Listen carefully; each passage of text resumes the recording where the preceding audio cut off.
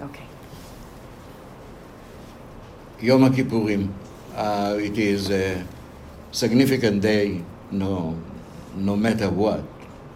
And not because all I'm going to tell you, but I'd like to share with you how special Yom Ha Kipurim was for me in 1973, and since then I carry it with me, especially one very special moment, as I expressed it to Percy, Rabbi Percy.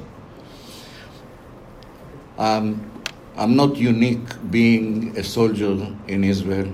This is the duty and the privilege, the right of every 18 years old to go to the army to defend the state of Israel for its survival, its existence, its welfare. So what I'm telling you, it's nothing to be to brag about. Paratrooper as some others.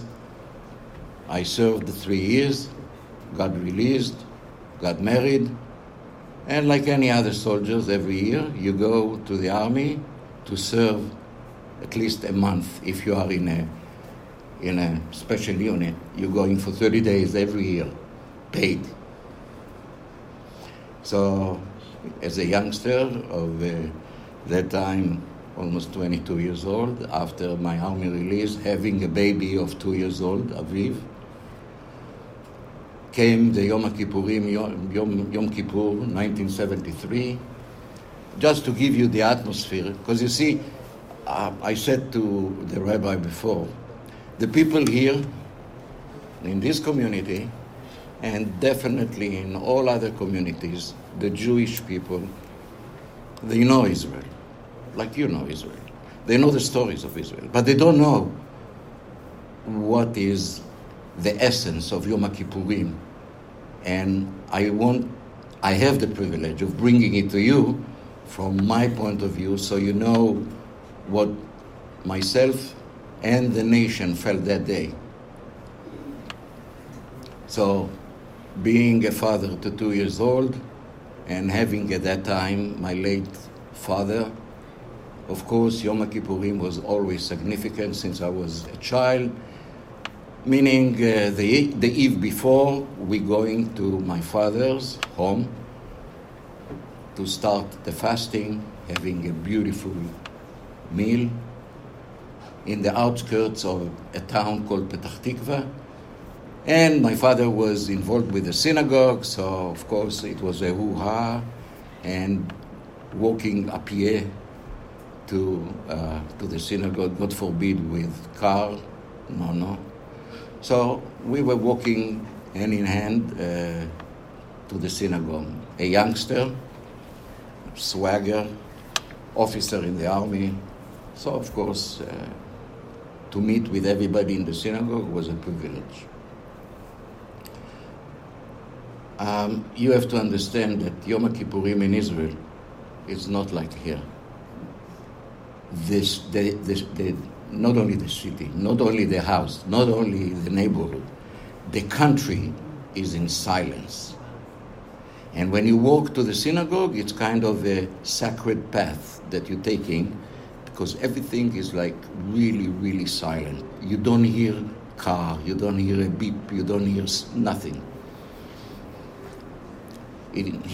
Sometimes it sounds like if even the birds, they are tamed to not sweets that day. It's quiet. It's so quiet that it is like yelling. So we walking to the synagogue, and it was around maybe 5 o'clock in the afternoon, and of course putting the talit in, and everybody, like you see a sea of white talits in the synagogue, and my father shaking hands with everybody, and and then they start the praying, and of course we're reading, standing there, and while standing, I could hear some kind of some kind of commotion, kind of sound like before earthquake coming, there is this woo. You could hear it. There is sound of cars or something is coming up. And I said to my dad, I said, I hear a car. He looks at me, it's impossible. Now, this is the very moment that I wanted, and it's carried with me every time that Yom Ha Kippurim is mentioned, this very moment. And I said to him, I hear a car. And we continue praying. And the moment that would never leave me is that moment that I I feel a tap on my shoulder. And I look backwards and I see a man in uniform calling me out. For me, that was the moment of turning point of the nation. Because from that moment on, that was the moment that we all could realize how fragile, how vulnerable we could be. Not only as individuals, but as a country, as a nation. Vulnerability at that Yom Kippur was something that no more that swagger, enemies. No, it wasn't that. And then coming out of there, we rushed home, and my father said, I'll take you to the place where, the central place where we all mobilized. And as we went into his car, his Dauphin at that time, driving in Ramat Gan towards the center where I had to go, we could hear the sirens going, which is very unusual in Israel to hear those war sirens, because we had Shabbat sirens, which sounds different, but the war sirens is something like awful in the center of the city. And we were driving in Ramat Gan, and my father said, it looks like it's really bad. And by the way, when I came, you have to understand that soldiers in Israel, if you are in a special unit, like going in combat or whatever, we have our kit ready ahead of time. In other words, I said to my mom, I have to go get the kit. I had a kit, pick it up, there are uniforms, there is everything, soap, whatever, ready-made. And so I took the kit and I said to my dad, well, it could be like I used for 6 days war. I said to him, now it will take 7. That was the swagger that we had at that time. That was the arrogance. That Yom Kippur, to me, it broke that arrogance. That's how significant that day was. And from then,